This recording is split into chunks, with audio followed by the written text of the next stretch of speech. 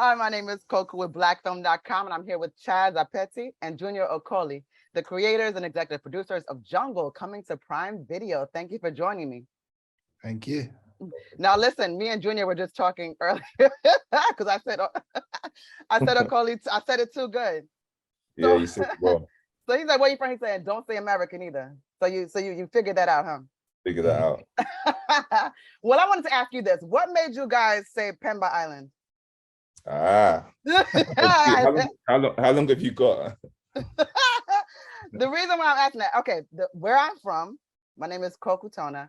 My parents are originally from Tanzania, East Africa. Thought so. Yeah. Where are you? Where are you guys originally from outside of London? I'm Ghanaian. Ghanaian, okay. Nigerian, okay. Yeah. So let's talk again. Pemba Island. When you said that, I was like, oh, shout out to Tanzania. Nobody ever thinks about us. It's an amazing place. Isn't it? Amazing. So I want to. Oh, go on. I'm gonna let you. No. I want you to say what you said about Pemba. Pemba Island basically represents, as you might be well aware, it represents it represents like pure beauty, almost like untouched. And for Gogo, it's like atonement for him, you know. It's like ultimate forgiveness and it's like a wipe of all his past all his past kind of transgressions and what, you know. So it epitomizes it. It's almost like as if, do you know where I drew that kind of similitude from? I drew it from of Mice and Men. Oh, okay, and that's where Lenny's constantly talking about kind of fictitious. It's not fictitious, just a place that is just it's like he gets in his thoughts in his mind about and it just gives them that kind of zeal just to go that one more day, you know.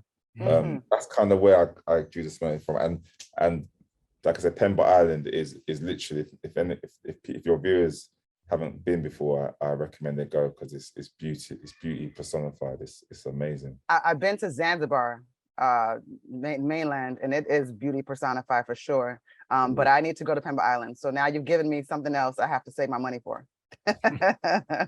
So Chaz, why don't you tell me about the formation of Nothing Lost? I know that you guys, it's kind of interesting to me that you met about 5 years ago, and here we are with this series that's coming to Prime Video. That's a really, really fast way to get something done. So you guys are two productive people. Yeah, we're very, very similar. And that's why we sort of gelled straight away. Yeah, we met. It was quite a funny story how we met, actually. We both I was supposed to meet Junior about a music video, and so I drove to Junior's in sort of quite a dark car and at night time, and then Junior was driving around at the same time in a dark car night time, and we were sort of trying to see where each other was. Yeah. So it was a bit of a standoff at first, but working out. You always have to know what. You have to know someone's texture, you know. You have to be always like, what's this guy about?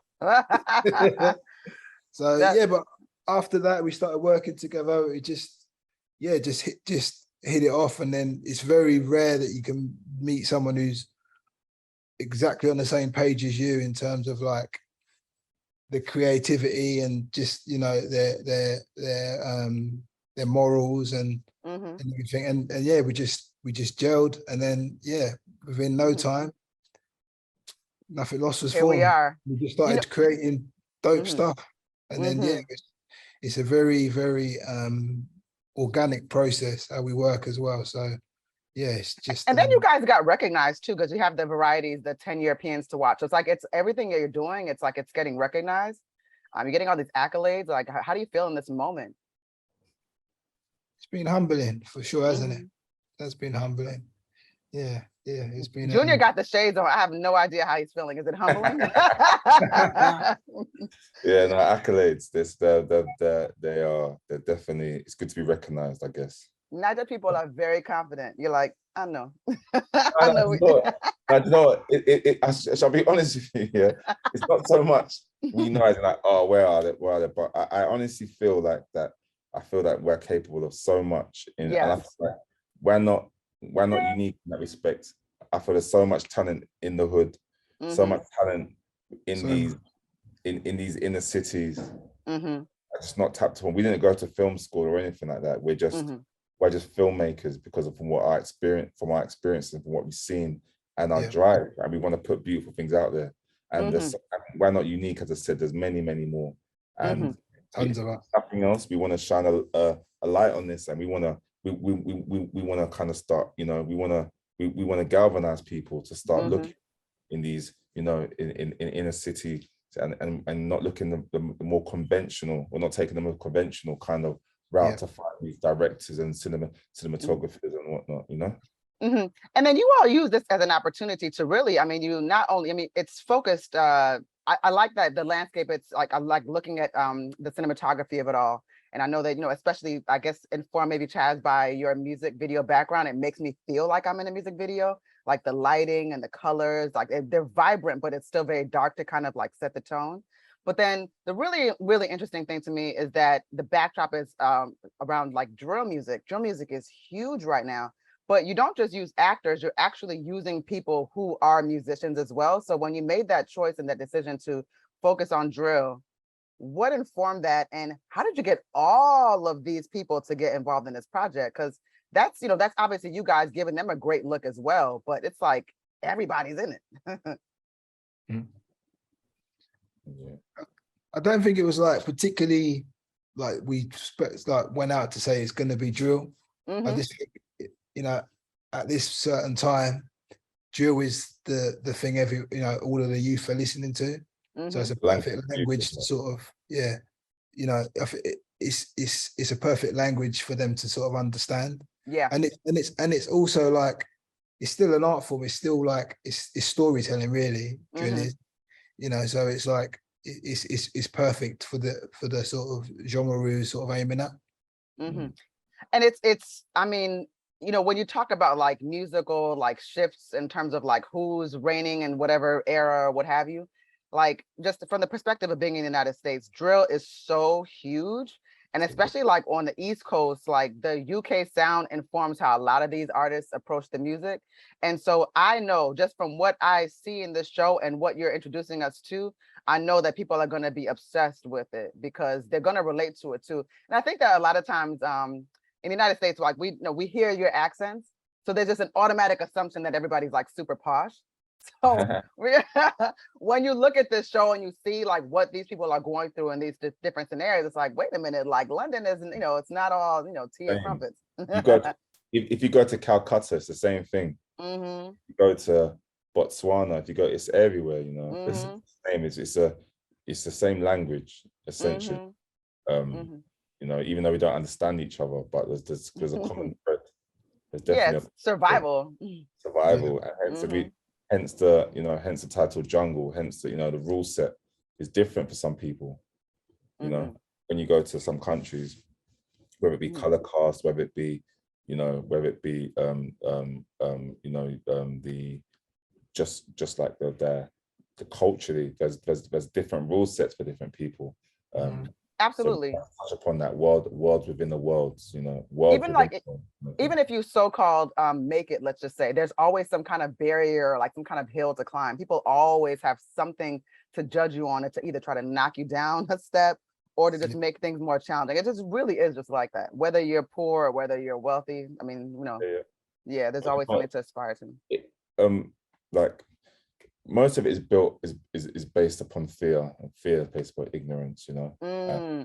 And Jungle, we're hoping, is going to spark conversation, if nothing else, insight into what makes a people the way they are.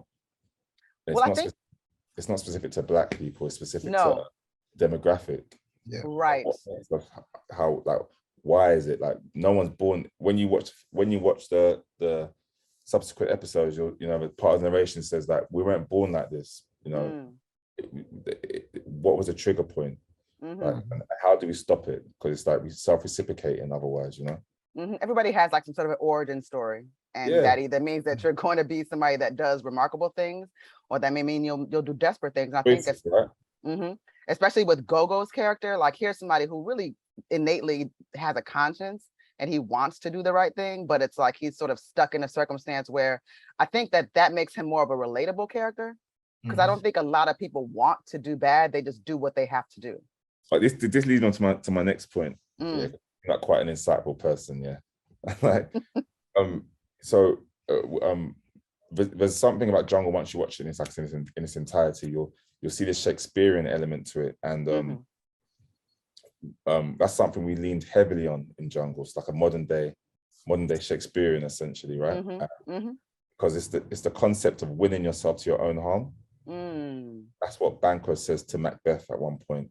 He says, often the instruments of darkness tell us honest lies in order to win us to our own harm. And that concept really is quite profound to me, because it's like you're actually partaking in something that you think you're winning at. So you're rushing to it. Yeah, it's amazing, but you're actually harming yourself. And that is a situation that we find often repeated in our cities and in our areas and in our ghettos. Same thing, you know.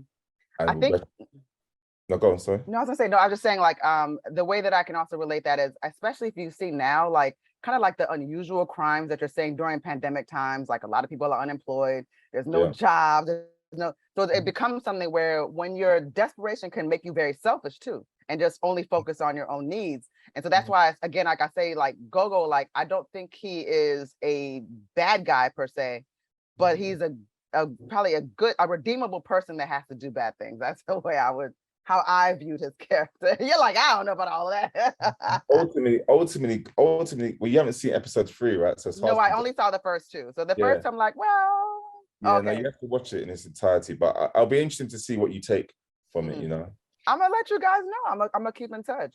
Good. Because we got to talk about our different countries. You know, Niger, Ghana.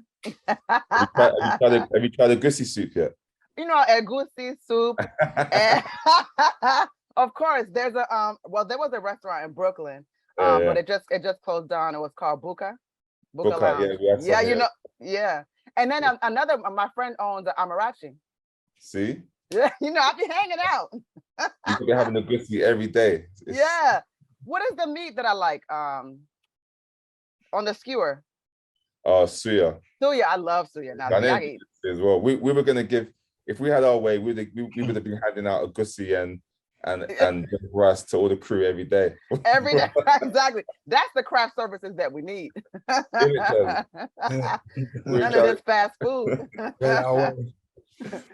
No, but again, I think it's just an interesting look into, like, you know, a dark side or a dark underworld. And then I think, and I don't want to give it away, but there's a scene, I guess, how should I say this? There's a scene where they approach someone and this woman is just outwardly, you would never think that she was in the world that she was in. And so when they're reporting about it on the news, it's just like, it sounds like the craziest thing. Like, why would this happen in this particular area of London? But that lady was the biggest gangster, really, in a sense, depending on who you're talking to. So I don't know, you just can't judge a book by its cover. Judge a book by its cover, indeed. You can't judge me, guys. No, I'm just kidding. I'm just kidding. No, but so what is you know, what's next for you guys after the show? What do you think about the introduction of this show to the US? How is it being received in London? The reception so far has been pretty positive from everyone who's seen the trailers and stuff. Yeah, and next for us, we've got plenty sort of tucked away that we wanna pursue. So it's just why does no one ever want to say what they got next? Everybody's always like, oh, you know. You don't want to, like, kind of like, you know. you want to say it, you want to say, okay, yeah, you gotta tease it out. We've got a few options, but yeah. I honestly feel Jungle's going to spark a lot of conversation, man. And we want conversation to be around the whole globe. We want to have those uncomfortable white elephant in the room conversations. Yeah. Because it's the same, like you said, in your hood, our hood, it's all the same, right? And it's not going to change if you just ignore it. It has to be a conversation. If nothing else, if nothing else comes from it, let it at least spark a good narrative whereby we can kind of identify some of the issues we're having and work from that, you know. I like the tie-in that you made as far as with the Shakespearean tie-in, and I also like that you all set this up in a way that it's really kind of like it is a musical, and like it's, you know, interwoven into the script, but the way that I think a lot of times people shy away from musicals, but this is so it's so raw and it's gritty, but like in the best way, where it pulls people in, and it's like you're listening to people that can actually rap. So so all real, they're all real people. They're all real. Yeah, they're all real people. So I think that I just, again, from my vantage point and what I see and how I've seen the culture move forward, I think that people here are going to be really obsessed with it. You gotta really, because now people like, you know, we be saying in it, bruv. In it, bro. I think I'm from London. I've been out there. Oh, nice. Not anytime recently, but I do like hanging out. I love my fellow UK Black folks. There you go, man. And you know what? You got to push this for us, man, because I swear to you, where we're from, right? People like us are supposed to be doing this. Trust me. No, I mean, I saw you guys. I saw that you guys talked about that, like in terms of your neighborhoods, London and Kent. I've of course heard of London. I don't know where Kent is. What is the Kent is like right down the south, like from a place called Thanet, which is a bit it's a bit nicer now, but it wasn't the sort of the greatest. It's like it's mad, I grew up in a council estate here, and I lived in a council estate in Peckham, so I had sort of the worst, but that was news to me. Go ahead. That's something we're trying to shine a light on, you know, like the underdog kind of thing, you know, and how this can be replicated, and it should be replicated. Right. It should. We shouldn't be unique at all, you know. Right. No, that's important.